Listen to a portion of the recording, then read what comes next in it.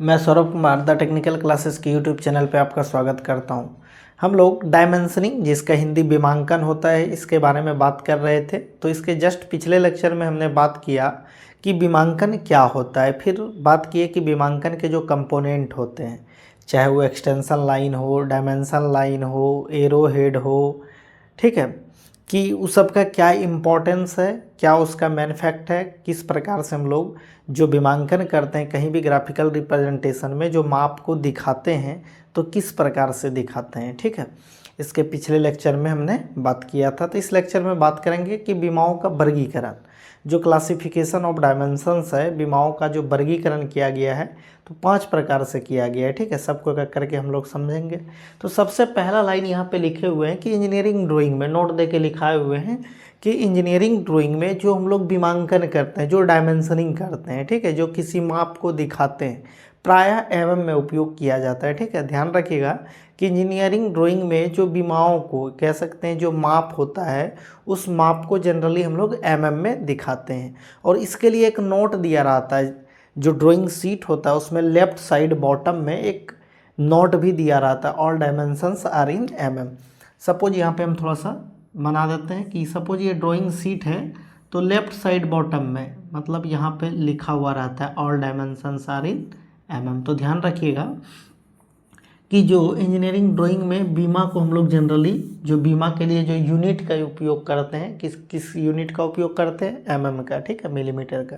तो वही बात यहाँ लिखे हुए हैं कि प्राय ड्राइंग में बीमाओं की इकाई एमएम में दिया जाता है तथा इसके लिए ड्राइंग शीट पर एक नोट दिया जाता है, all dimensions are in mm. तो ध्यान रखिएगा कि इंजीनियरिंग ड्राइंग में जो हम लोग विमांकन के लिए जो यूनिट हम लोग यूज करते हैं, तो क्या करते हैं हम लोग, मिलीमीटर में। ठीक है, और प्रायः इसी का उपयोग किया जाता है। और इसके लिए ड्राइंग शीट पे नोट दिया जाता है, एकदम बॉटम में लेफ्ट साइड एक नोट दिया रहता है, ड्राइंग शीट पे लिखा हुआ रहता है all dimensions are in mm. तो इस लाइन को भी आप ध्यान रखिएगा। ठीक है, कि जनरली विमांकन में जो यूनिट का उपयोग किया जाता है, कह सकते हैं जो विमांकन में हम लोग यूनिट लेते हैं, मिलीमीटर लेते हैं। ठीक है, चलिए आगे कह रहा है कि विमाओं का वर्गीकरण, क्लासिफिकेशन ऑफ डायमेंशंस। विमाओं का वर्गीकरण जनरली 5 प्रकार से किया गया है। ठीक है, हम लोग यहाँ पे एक एक करके समझेंगे और इस जो यहाँ पे ड्राइंग में हम लोग दिखाए हुए भी हैं कि किसको क्या बोलते हैं। सबसे पहला बीमा क्या है, आकार बीमा, जिसको साइज डायमेंशंस बोलते हैं। ये बीमाएं ड्राइंग की लंबाई, चौड़ाई, ऊंचाई, गहराई, मोटाई, व्यास आदि के आकार को बताती है। कहीं भी ग्राफिकल रिप्रेजेंटेशन में जब हम लोग वहाँ पे उसका लंबाई को दिखाएंगे, चौड़ाई को दिखाएंगे, या उसके ऊंचाई, गहराई, मोटाई, व्यास आदि को हम लोग को दिखाना होता है, तो इनको हम लोग क्या बोलते हैं, साइज डायमेंशंस बोलते हैं। इसको यहाँ पे इस ग्राफिकल रिप्रेजेंटेशन से कह सकते हैं, इस ड्राइंग में भी आप समझ सकते हैं। तो यहाँ पे देखिए ये इसका क्या दिखा रहे हैं, हम लोग चौड़ाई दिखा रहे हैं, इसीलिए ये साइज डायमेंशन, इसलिए यहाँ पे लिख भी दिए हैं साइज डायमेंशंस।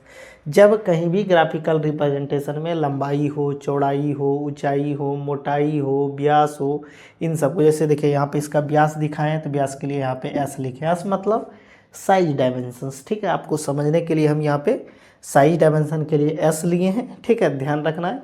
साइज डायमेंशन किसको बोलेंगे, वे बीमाएं जो ड्राइंग की लंबाई, चौड़ाई, ऊंचाई, गहराई, मोटाई, व्यास आदि के आकार को बताती है। ठीक है, जब कहीं भी ग्राफिकल रिप्रेजेंटेशन में जब हम लोग विमांकन करेंगे, मतलब माप को दिखाएंगे, तो यदि माप में लंबाई को दिखाना होगा, चौड़ाई को दिखाए, ऊंचाई, गहराई, मोटाई, व्यास आदि को जब भी दिखाएंगे, तो इसको कौन सा डायमेंशन बोलेंगे हम लोग, आकार बीमाएं बोलेंगे। क्लियर है। पहला आकार बीमाएं क्या होता है, जब किसी भी ग्राफिकल रिप्रेजेंटेशन का लंबाई दिखाए, चौड़ाई दिखाए, ऊंचाई, गहराई, मोटाई, व्यास आदि को हमको दिखाना होता है या दिखाते हैं, तो इसी को क्या बोलते हैं, साइज डायमेंशंस बोलते हैं। कोई दिक्कत। चलिए दूसरा है आपके पास स्थिति बीमाएं, इसको इंग्लिश में लोकेशन डायमेंशन बोलते हैं। क्या, स्थिति बीमाएं, जिसको इंग्लिश में क्या बोलते हैं, लोकेशन डायमेंशन। इसके लिए हम लोग ग्राफिकल रिप्रेजेंटेशन में एल यूज किए हैं। ठीक है, तो इसका प्रयोग किसी भी ड्राइंग में सुराग के केंद्र या झिर्री आदि की स्थिति दिखाने के लिए किया जाता है। कह सकते हैं कि होल का हम लोग को सुराग दिखाने के लिए, मतलब होल्स को दिखाने के लिए, या उसकी स्थिति दिखाने के लिए कि जो ड्राइंग में उसका लोकेशन क्या है, सुराख या झिर्री का लोकेशन क्या है, इसको दिखाने के लिए हम लोग किसका उपयोग करते हैं, स्थिति बीमा का, लोकेशन डायमेंशन का, ठीक है। इसका हिंदी क्या होता है? स्थिति बीमाएँ। स्थिति बीमाएँ मतलब हम लोग ग्राफिकल रिप्रेजेंटेशन में कहाँ दिखाते हैं, आपको पूछा जा सकता है, तो क्या बोलेंगे? सुराख या झिर्री के स्थिति को दिखाने के लिए, कि सुराख या जो झिर्री का लोकेशन क्या है कह सकते हैं, उस लोकेशन को दिखाने के लिए हम लोग इसका उपयोग करते हैं स्थिति बीमाओं का। वही बात यहाँ लिखा हुआ है कि इसका प्रयोग किसी भी ड्राइंग में सुराख के केंद्र या झिर्री आदि की स्थिति दिखाने के लिए। तो यहाँ पे आप समझ सकते हैं लोकेशन डायमेंशन के लिए हम लोग एल उपयोग किए हैं। तो यहाँ पे देखिए एक होल किया गया है, तो होल जो किया गया है तो यहाँ से देखिए ऊपर से कुछ mm नीचे आके इसका सेंटर है, फिर यहाँ पे देखिए इधर भी कुछ mm है, लंबाई और चौड़ाई दोनों में कुछ mm, तो यहाँ पे एल हम लोग डायमेंशन के रूप में एल ले लिए, मतलब ये लोकेशन डायमेंशन है इस होल का। क्या हम लोग यहाँ पे डायमेंशनिंग जो किए हैं किसके लिए? होल के लोकेशन के लिए। तो होल का लोकेशन के लिए हम लोग यहाँ जो डायमेंशनिंग यूज किए हैं इसी को हम लोग क्या बोलेंगे? लोकेशन डायमेंशन बोलेंगे। क्लियर है? चलिए तीसरा आपका होता है कार्यात्मक बीमाएँ, जिसको फंक्शनल डायमेंशन बोलते हैं, ठीक है। कार्यात्मक बीमाएँ क्या होता है? इसको फंक्शनल डायमेंशन बोलते हैं। ये ड्राइंग की आवश्यक व महत्वपूर्ण बीमाएँ होती है जिन्हें दिखाना जरूरी होता है, ठीक है। फंक्शनल डायमेंशन के लिए हम लोग एफ यूज किए हैं यहाँ पे ग्राफ में, ठीक है। ध्यान रखिएगा कि फंक्शनल डायमेंशन क्या होता है? ये ड्राइंग की आवश्यक और महत्वपूर्ण बीमाएँ होती है। कहीं भी ग्राफिकल रिप्रेजेंटेशन में जो बहुत महत्वपूर्ण बीमा होती है, जो कि जिसके बिना आप ग्राफिकल रिप्रेजेंटेशन नहीं कर सकते हैं, तो उसको हम लोग क्या बोलते हैं? फंक्शनल डायमेंशन, क्रियात्मक बीमाएँ। जैसे यहाँ पे देखिए इस ग्राफिकल रिप्रेजेंटेशन में ये इसका डायमीटर है, तो ये क्या है? फंक्शनल है, क्योंकि आपको बिना डायमीटर का ये हेक्सागोनल हम लोग नट बनाए हुए हैं यहाँ, तो हेक्सागोनल नट में आपको पता होगा उसका डायमीटर क्या है, तो ये क्या है? फंक्शनल डायमेंशन हो गया। फिर यहाँ से आपका कितना mm आपका यहाँ पे थ्रेडिंग किया हुआ है, यहाँ पे इसको थ्रेड अगर यदि हम बोल दें कि ये थ्रेडिंग किया हुआ है, तो कितना mm तक थ्रेडिंग किया है ये सब आपको निकालना होगा।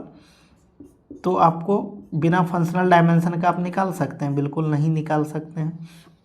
तो ध्यान रखिएगा कि फंक्शनल डायमेंशन बहुत इम्पॉर्टेंट होता है किसी भी ग्राफिकल रिप्रेजेंटेशन का, ठीक है। ये क्रियात्मक, जिसको हिंदी में क्रियात्मक बीमाएँ बोलते हैं, तो ये क्या होता है कि किसी भी ड्राइंग की आवश्यक और महत्वपूर्ण बीमाएँ होती है जिन्हें दिखाना बहुत ज़रूरी होता है, बिना इसका ग्राफिकल रिप्रेजेंटेशन जीरो है, ठीक है। तो ध्यान रखिएगा फंक्शनल डायमेंशन जो होता है, जिसको एफ से दिखाए हैं हम यहाँ पे इस ग्राफ में, तो फंक्शनल डायमेंशन किसी भी ग्राफिकल रिप्रेजेंटेशन का मोस्ट इम्पॉर्टेंट डायमेंशन होता है। बिना उसका वो ग्राफिकल रिप्रेजेंटेशन कुछ नहीं है, आप ड्रॉ ही नहीं कर पाइएगा, ठीक है। तो ध्यान रखना है फंक्शनल डायमेंशन किसी भी ग्राफिकल रिप्रेजेंटेशन का बहुत ही इम्पॉर्टेंट क्या बीमा होती है, तो जिसको फंक्शनल डायमेंशन को हिंदी में क्रियात्मक बीमाएँ भी कहते हैं। उसके बाद अगला है आपका नकारात्मक बीमाएँ, नॉन फंक्शनल डायमेंशन, वैसे बीमाएँ जिनका ड्राइंग में सीधे तौर पर कोई महत्वपूर्ण उपयोग नहीं है, नॉन फंक्शनल, ठीक है, जिसको हिंदी में नकारात्मक बीमाएँ बोलते हैं, इंग्लिश में नॉन फंक्शनल डायमेंशन बोलते हैं। इसका ड्राइंग में या कह सकते हैं इसका बीमांकन में कोई ज़्यादा इंपॉर्टेंस नहीं है। जैसे यहाँ पे देखिए ये नॉन फंक्शनल है, ये भी नॉन फंक्शनल है, क्यों? क्योंकि हेक्सागोनल नट के केस में हम लोग जानते हैं उसका जो टी होता है थिकनेस उसके डायमीटर के बराबर होता है। तो यहाँ पे ये देखिए थिकनेस दिया रहे ना दिया रहे उससे कोई मतलब है, क्योंकि हमको पता है टी डी के बराबर होता है, थिकनेस उसके डायमीटर के बराबर होता है। तो इसका डायमीटर आपको दिया हुआ है, तो ये नहीं भी देगा, इसका कोई उपयोग किए हम, क्योंकि हमको पता है इसका डायमीटर के बराबर इसका थिकनेस होगा। उसके बाद ठीक उसी प्रकार ये भी नॉन फंक्शनल डायमेंशन है, क्यों है? क्योंकि हम लोग को पता है एल बराबर 2D होता है। अब एल बराबर इसका जो लेंथ होगा 2D के बराबर होगा, तो डी आपको पता है, तो 2D हम लोग निकाल लेंगे, तो इसलिए इसको भी क्या बोलेंगे हम लोग? नॉन फंक्शनल डायमेंशन बोलेंगे, ठीक है, जिसको हिंदी में नकारात्मक बीमाएँ बोलते हैं। इसका इंजीनियरिंग ड्राइंग में सीधे तौर पर कोई उपयोग नहीं होता है, ठीक है, ध्यान रखना इस बात को भी। उसके बाद है आपका सहायक बीमाएँ, जिसका इंग्लिश होता है ऑक्सिलरी डायमेंशंस। ये ड्राइंग में सहायता प्रदान करता है। ये जो डायमेंशन हम लोग करते हैं ड्राइंग में सहायता प्रदान करने के लिए इसका उपयोग किया जाता है। वही बात लिखे है कि इसका उपयोग ड्राइंग में सहायता के लिए किया जाता है। मतलब ये कि अब देखिए ये यहाँ से यहाँ तक, आपको यहाँ से यहाँ तक पता था कि कुछ mm यहाँ पर, जिसको हम एफ से दिखाए हैं। अब पूरा भी आपको पता होगा तब ना, आप पूरा दे दिया है तो इतना हम लोग माइनस करेंगे तो ये शेष जो ग्राफिकल रिप्रेजेंटेशन हम लोग कर सकते हैं, ठीक है। तो ध्यान रखिएगा कि ऑक्सिलरी जो डायमेंशन होता है, जिसका हिंदी आपका क्या होता है? सहायक बीमाएँ। ये ड्राइंग में ग्राफिकल रिप्रेजेंटेशन में या कह सकते हैं कि बीमांकन में मदद करता है, सहायता प्रदान करता है। तो ड्राइंग में कह सकते हैं कि जो विमाओं का क्लासिफिकेशन किया गया है इन्हीं 5 प्रकार से किया गया है, ठीक है। जिसमें पहला आपका आकार विमा है, दूसरा स्थिति विमा है, तीसरा कार्यात्मक विमा है, चौथा नकारात्मक विमा है, पाँचवा सहायक विमा है। क्या होता है आपका आकार विमा है, जिसको इंग्लिश में साइज डायमेंशन बोलते हैं। आप बिल्कुल समझ चुके कि किसी भी ड्राइंग के लंबाई, चौड़ाई, ऊंचाई, गहराई, मोटाई, व्यास आदि को दिखाने के लिए हम लोग आकार विमाओं का उपयोग करते हैं। उसके बाद स्थिति विमा के बारे में हम लोग क्या जाने कि इसका प्रयोग किसी सुराख या झिर्री का लोकेशन को दिखाने के लिए हम लोग क्या करते हैं, स्थिति विमाओं का उपयोग करते हैं। यहाँ पे दिखाए भी कि ये सुराख का जो स्थिति विमा के द्वारा इसका हम लोग क्या किए, स्थिति दिखाए कि इस सुराख का क्या लोकेशन है। ठीक, उसके बाद कार्यात्मक बीमा या किसी भी ड्राइंग का महत्वपूर्ण बीमा होता है, ठीक है। इसको दिखाना बहुत ज़रूरी होता है किसी भी ग्राफिकल रिप्रेजेंटेशन में। फिर हम लोग देखें नकारात्मक बीमा, इसका ड्राइंग में सीधे तौर पर कोई उपयोग नहीं होता है, क्योंकि अब यहाँ पे हम लोग समझे कि ये दिया नहीं भी होगा तो हम लोग बना सकते हैं, क्योंकि उसका थिकनेस डायमीटर के बराबर होता है। ये भी दिया नहीं भी रहेगा तो हम लोग को पता है क्या है कि L = 2D होता है, तो इसीलिए इसको क्या बोलते हैं, नॉन फंक्शनल डायमेंशन बोलते हैं। फिर अगला हम लोग क्या पढ़े, ऑक्सिलरी बीमा, सहायक बीमा। इसका उपयोग ड्राइंग में सहायता प्रदान करने के लिए किया जाता है। चलिए यहाँ तक आप लोग नोट कीजिए, फिर आगे हम लोग देखते हैं। चलिए अब हम लोग आगे बात करेंगे मेथड ऑफ प्लेसिंग डायमेंशंस, बीमांकन देने की विधियाँ, ठीक है। इसके बारे में बात करेंगे हम लोग कि मेथड ऑफ प्लेसिंग डायमेंशन क्या होता है। तो मेथड ऑफ प्लेसिंग डायमेंशन आपका 2 होता है, 2 प्रकार से, ये कह सकते हैं कि 2 विधि से हम लोग डायमेंशन को दिखाते हैं। किसी भी ग्राफिकल रिप्रेजेंटेशन में 2 तरीका से हम लोग जो उसका डायमेंशन होता है, जो उसका डाटा होता है, उसको 2 प्रकार से हम लोग डायमेंशन लाइन पे दिखाते हैं, ठीक है। जिसमें पहला आपका होता है अलाइन्ड सिस्टम, ठीक है। पहला क्या होता है, अलाइन्ड सिस्टम, ध्यान रखिएगा। पहला क्या होता है, अलाइन्ड सिस्टम। इस विधि में बीमा के मान को बीमांकन रेखा के ऊपर लगभग मध्य में इस प्रकार लिखा जाता है ताकि सामने से तथा दाएं से आसानी से पढ़ा जा सके, और ज़्यादातर इसी मेथड का उपयोग किया जाता है। ध्यान रखिएगा कि अलाइंड मेथड जो होता है, अलाइंड मेथड का ही उपयोग ज़्यादातर किया जाता है, ठीक है। क्यों? क्योंकि इस विधि में दाएं से और सामने से आसानी से बीमा को पढ़ा जा सकता है, इसीलिए अलाइंड विधि का उपयोग किया जाता है। यहाँ भी आप समझ सकते हैं ये अलाइंड विधि है, ठीक है, अलाइंड सिस्टम कह सकते हैं। तो ध्यान रखिएगा कि अलाइंड सिस्टम में क्या होता है कि डाटा इस प्रकार से कह सकते हैं कि डायमेंशन लाइन के मध्य में इस प्रकार से लिखा जाता है ताकि दाएं से और सामने से आसानी से पढ़ा जा सके। यहाँ पे देखिए दाएं से और सामने से आसानी से पढ़ सकते हैं। तो कह सकते हैं कि जो मेथड ऑफ प्लेसिंग डायमेंशन है, यानी कि बीमांकन देने की जो विधि है, ये 2 प्रकार का विधि होता है। ये कह सकते हैं कि 2 विधि से हम लोग बीमा को दिखाते हैं। जो डायमेंशन लाइन पे हम लोग मान को रखते हैं, जो मान को दिखाते हैं, वो 2 विधि से दिखाया जाता है। पहला क्या है, अलाइंड सिस्टम। अलाइंड सिस्टम में इस प्रकार से डाटा को दिखाते हैं कि सामने से और दाएं से आसानी से पढ़ा जा सकता है। और दूसरा होता है यूनिडायरेक्शनल सिस्टम। इसमें इस प्रकार से डाटा को दिखाते हैं कि सामने से सिर्फ आसानी से पढ़ा जा सकता है। जनरली अलाइंड मेथड का ही उपयोग किया जाता है, ठीक है। ध्यान रखिएगा कि जो बीमांकन देने का विधि होता है, इसमें अलाइंड सिस्टम जो होता है, या कह सकते हैं अलाइंड विधि जो होता है, इसी का ज़्यादातर उपयोग किया जाता है। लेकिन जनरली हम लोग 2 विधि से बीमा को दिखाते हैं, एक क्या अलाइंड सिस्टम, दूसरा क्या यूनिडायरेक्शनल सिस्टम। तो यूनिडायरेक्शनल सिस्टम में क्या होता है, सिर्फ सामने से डाटा को आसानी से आप पढ़ सकिएगा, दाएं से आसानी से नहीं पढ़ सकिएगा, ठीक है। तो जनरली अलाइंड सिस्टम का ही उपयोग किया जाता है। क्यों? क्योंकि इसमें सामने से और दाएं से दोनों तरफ से आप डाटा को आसानी से पढ़ सकते हैं, आसानी से समझ सकते हैं। तो ध्यान रखिएगा कि अलाइंड सिस्टम में जो आपको पूछा जा सकता है कि किस विधि का उपयोग ज़्यादातर किया जाता है, तो ध्यान रखिएगा अलाइंड सिस्टम का उपयोग किया जाता है। क्यों किया जाता है? क्योंकि इसमें दोनों दाएं से और सामने से डाटा को आसानी से पढ़ सकते हैं। इसमें क्या होता है, सिर्फ सामने से डाटा को आसानी से पढ़ सकते हैं यूनिडायरेक्शनल में, ठीक है। ये क्या है, यूनिडायरेक्शनल सिस्टम है, यूनिडायरेक्शनल सिस्टम है। तो यूनिडायरेक्शनल सिस्टम में क्या होता है, यूनिडायरेक्शनल सिस्टम में सिर्फ सामने से डाटा को आसानी से पढ़ सकते हैं। इसमें डायमेंशन लाइन के ठीक मध्य में इस प्रकार से डाटा को लिखा जाता है ताकि सामने से आसानी से पढ़ा जा सके। लेकिन अलाइन सिस्टम में क्या होता है कि डायमेंशन लाइन के मध्य में इस प्रकार से डाटा को लिखा जाता है ताकि सामने से और दाएं से आसानी से पढ़ा जा सके। कोई दिक्कत है यहाँ तक में? चलिए इसको नोट कीजिए, फिर हम लोग विमांकन का प्रबंधन को देखेंगे। ठीक है, चलिए इसको नोट कीजिए आप लोग। तो बात करेंगे अरेंजमेंट ऑफ डायमेंशंस के बारे में। ठीक है, विमांकन का प्रबंधन। तो ध्यान रखिएगा कि विमांकन का जो प्रबंधन होता है 4 प्रकार से किया जाता है। ठीक है, जिसमें पहला आपका होता है चेन डायमेंशनिंग। चेन डायमेंशनिंग में क्या होता है कि इस विधि में बीमा को एक के बाद एक सीध में लिखा जाता है। ठीक है, ध्यान रखिएगा कि चेन डायमेंशनिंग में क्या होता है कि एक के बाद एक बीमा को एक सीध में रखा जाता है। ये चेन डायमेंशनिंग का एग्जाम्पल है। यहाँ पे देखिए एक बीमा है, फिर इसके सीध में दूसरा बीमा, फिर उसके बाद दूसरा बीमा।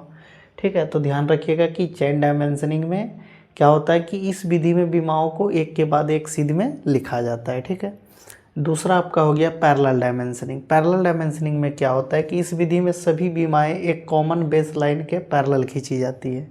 ये पैरेलल डायमेंशनिंग का एग्जाम्पल है। ठीक है, हम नंबर भी लिख देते हैं। ये किसका है? चेन डायमेंशनिंग का, ये पैरेलल डायमेंशनिंग का, और ये हो गया आपका कंबाइंड डायमेंशनिंग का, और ये जो आप देख रहे हैं ये आपका हो गया कोऑर्डिनेशन डायमेंशनिंग का। ठीक है, तो ध्यान रखिएगा कि चेन डायमेंशनिंग में क्या होता है कि बीमाओं को एक के बाद एक सीध में लिखा जाता है। पैरेलल डायमेंशनिंग में क्या होता है कि इस विधि में सभी बीमाएं एक कॉमन लाइन हो गया, उसी के पैरेलल सब बीमा को रख देते हैं। यहाँ पे भी देख सकते हैं पैरेलल डायमेंशनिंग में क्या हुआ कि एक कॉमन हम लोग लाइन लिए, कॉमन बेस लाइन, फिर उसके पैरेलल सभी बीमा को दिखा देते हैं। ठीक है, इसी को पैरेलल डायमेंशनिंग बोला जाता है। ध्यान रखिएगा कि इस विधि में सभी बीमाएं एक कॉमन बेस लाइन के पैरेलल खींची जाती है। तीसरा क्या है आपका? Combined dimensioning. कंबाइंड डायमेंशनिंग में क्या होता है कि उपर्युक्त दोनों विधि का उपयोग किया जाता है। इसमें एक सीध में भी रख के दिखा देते हैं, अपना कह सकते हैं कि सुविधा के अकॉर्डिंग हम लोग दोनों का कंबाइंड यूज कर लेते हैं। डायमेंशनिंग जो हम लोग दिखाते हैं उसमें क्या कर लेते हैं? कंबाइंड यूज कर लेते हैं। मतलब चेन डायमेंशनिंग का भी हम लोग यूज कर लेते हैं और पैरेलल डायमेंशनिंग का भी यूज कर लेते हैं। जब दोनों के थ्रू हम लोग कहीं भी डायमेंशनिंग करते हैं तो इसी को क्या बोलते हैं? Combined dimensioning. वही बात लिखा हुआ है, सुविधा के अनुसार उपर्युक्त दोनों विधियों का मिश्रण कंबाइंड डायमेंशनिंग कहलाता है। ध्यान रखिएगा। उसके बाद आपका चौथा क्या हो गया? Coordination dimensioning. इस विधि का प्रयोग जिग बोरिंग मशीन द्वारा उत्पादित पुर्जों पर किया जाता है। इसमें क्या होता है कि यहाँ पे आप देख सकते हैं, इसमें क्या होता है कि एक आपको टेबल दिया रहेगा जिसमें एक्स और वाई का कोऑर्डिनेशन दिया रहेगा। ठीक है, कि एक्स एक्सिस पे और वाई एक्सिस पे उसका कोऑर्डिनेशन क्या है, उसके बाद उसका डायमीटर दिया रहता है। जनरली इस प्रकार के जिग बोरिंग जहाँ पे होल वगैरह को दिखाना रहता है एक से अधिक, तो उस केस में हम लोग क्या करते हैं? कोऑर्डिनेशन डायमेंशनिंग का उपयोग करते हैं। इसमें क्या होता है, एक टेबल में कोऑर्डिनेशन दिया हुआ रहता है और डायमीटर दिया हुआ रहता है, और आपको ड्राइंग में क्या होगा कि एक्स एक्सिस का डायरेक्शन दिया रहेगा, इधर वाई एक्सिस का डायरेक्शन हो जाएगा। ठीक है, उसके बाद यहाँ पे इसका डायमीटर दिया रहता है। उसी टेबल के अकॉर्डिंग ये इसका ग्राफिकल यानी कह सकते हैं इसका डायमेंशनिंग किया जाता है। जैसे यहाँ पे आप समझ सकते हैं, देखिए एक्स पे कितना है 90 और वाई एक्सिस पे 50। तो क्या करेंगे, एक्स एक्सिस पे इधर पहला जो यहाँ पे नंबर भी दिए हुए हैं कि पहला होल के लिए यहाँ पे देखिए क्या है कि एक्स एक्सिस पे 90 जाना है, फिर एक लाइन ड्रॉ करना है, वाई एक्सिस पे 50 जाना है, फिर एक लाइन ड्रॉ कर दो है, तो आपको सेंटर मिल जाएगा। फिर इसका फाई कितना है 15, तो यहाँ पे 15 mm व्यास लेके आप इसका कह सकते हैं कि यहाँ पे होल दिखा सकते हैं। तो ठीक इसी प्रकार का जब हम लोग डायमेंशनिंग का उपयोग करेंगे तो इसी को क्या बोलेंगे? Coordination dimensioning. इसमें क्या होता है, कोऑर्डिनेशन दिया रहता है, डायमीटर दिया रहता है, अलग अलग लोकेशन जो उसका कोऑर्डिनेशन दिया रहेगा उसी के अकॉर्डिंग हम लोग क्या करते हैं? होल्स को दिखाते हैं। ठीक है, तो ध्यान रखिएगा कि ये 4 जो होता है ये अरेंजमेंट ऑफ डायमेंशन होता है। 4 प्रकार से डायमेंशन को हम लोग अरेंजमेंट करते हैं। कोई दिक्कत यहाँ तक में? तो इसको आप लोग नोट कर लीजिएगा। हम लोग का डायमेंशनिंग कंप्लीट होता है। ठीक है, यहाँ पे आपका जो विमांकन है ये कंप्लीट होता है। मिलते हैं हम लोग नेक्स्ट लेक्चर में, बात करेंगे सीट लेआउट के बारे में। ठीक है, थैंक यू फॉर वॉचिंग। आप लोग हमारे चैनल को लाइक तथा सब्सक्राइब करें और अपने दोस्तों के बीच शेयर करें। Thank you.